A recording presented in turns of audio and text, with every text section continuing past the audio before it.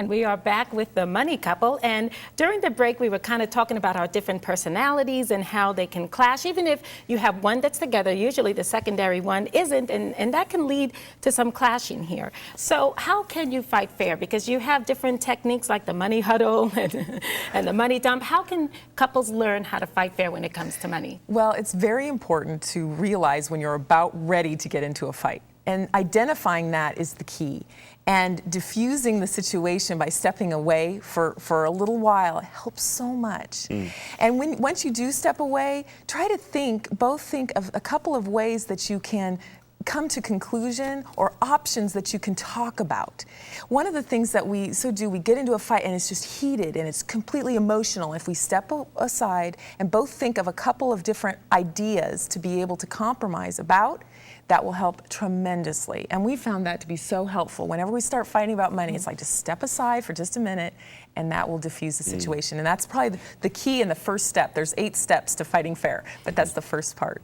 When it comes to his and her bank accounts, checking accounts, are you guys advocates of that or opponents, or doesn't it really matter? Well, I think it definitely does matter. And I think there's definitely cases where separate checking accounts make sense. If you're an independent contractor and you're trying to keep your business finances separate from your personal finances, I think that makes a lot of sense.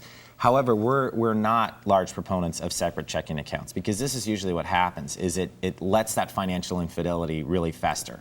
Because the reality is, if you're managing this part of your money and I'm managing this part of my money, it's separate. And secrets can happen. And secrets do happen. And suddenly, if you're paying the mortgage and I'm paying the utilities and you're paying this, you're basically setting up 2 independent businesses inside that relationship. And I don't believe that's really the way that God intended for us to have marriage. I think we're supposed to be unified, we're supposed to work together.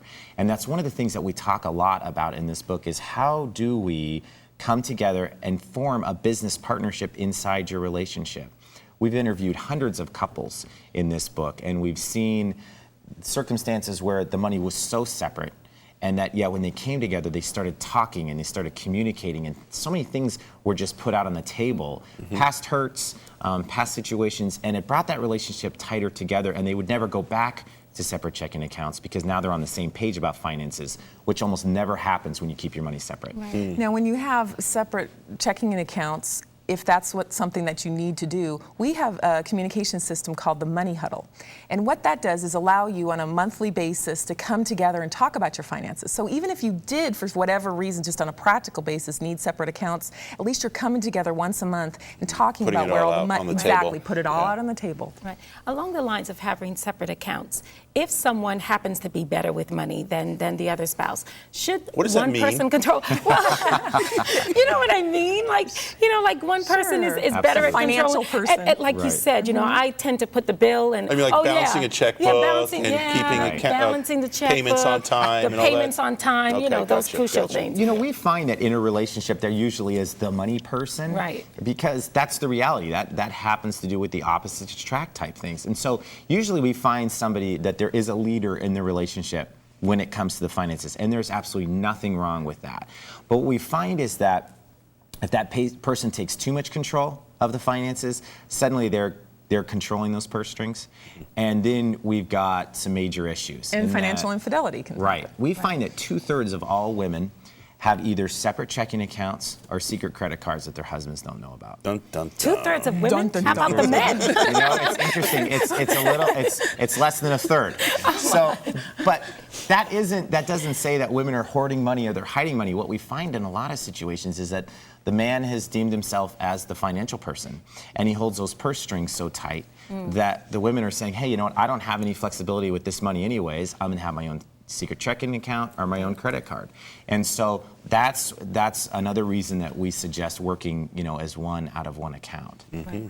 What about when you can't agree on certain things? Let's say, I know it's a very difficult economic situation right now, and let's say my parents or my husband's parents have the means to loan us money, right? Sure. And one wants to and one doesn't. What should you do in a situation like that? And should you ever borrow from relatives? Okay, there's 2 questions there. And the first one is, it's very important to compromise.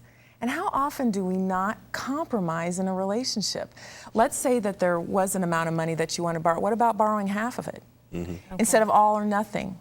So that whole idea of compromise is so important. But the other issue is talking about borrowing money from relatives. Right. And just like you borrow money from a bank or a financial institution, it's important to have an agreement. Okay. It's important to have an agreement in writing, and it's important to be appropriate. And a lot of times that all three of those things don't happen. Because that's tough when you're dealing with relatives, because they get offended. If you say, okay, I'll loan you this money, or vice versa, but you have to sign this, they get very offended. Right.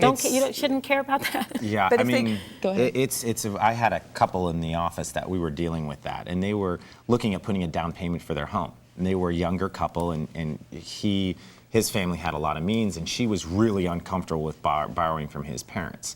And we sat down and went through that process, and the compromise was, we'll borrow this money, but you have to have an outline of how that payment is going to get paid back to the parents, because you don't want to put yourself in a situation where you feel like money is being held over your head, Right. or you feel like there's inappropriate use of the home that you just bought that they, Right. And so you just Right. have a lot of those issues that you have to hash through. So you really got to treat it like like just as they were a commercial lender. Absolutely. And then there's no hurt feelings that will happen with that. Right. It's kind of like the 10 Commandments. We think of that as so restrictive.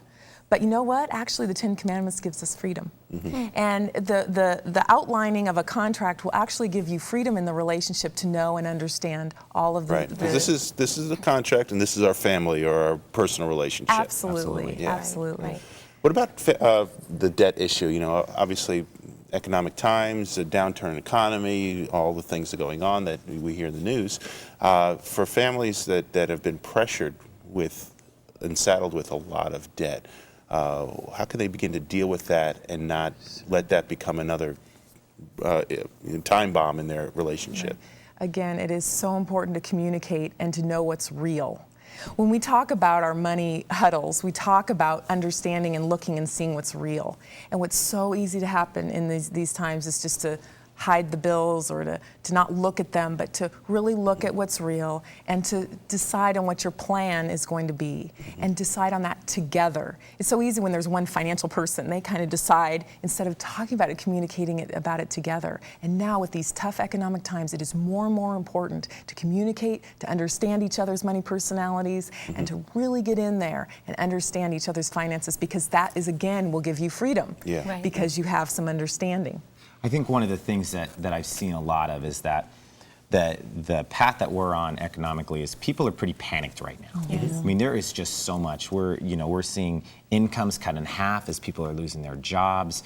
We're dealing with this every week as we have, as we're sitting down with people where they're having to just totally look at their whole picture, and they're having to rethink it because of the economy and because of the debt. And one of the situations that I think we're in is when we have these times, we get and everything has to be paid off by tomorrow. We have to do this and we have to do this, and we just kind of go in this major go mode, and we don't step back and say, okay, what's going to be really best for our relationship and what's going to be best for our family? So if it takes you 5 years to pay off that credit card instead of 3 years, and the reason you're doing it over 5 years is so you can maintain balance in the family, so that you can continue to do the things that are important to you, take the 5 years. Right. Because, and that's the compromise. If you've got one that says, hey, we have to have this paid off in 22 months, and I've used this calculator and this amortization schedule, we can have this done. And the other one's saying, But we're not going to eat. Yeah, so we're on Kids are not ramen gonna and get new macaroni and shoes. cheese for the next 18 months. Yeah, but we see, and that's the tension that can mount so quickly in a relationship. And so a lot of times I'll say, okay, time out. Let's step back.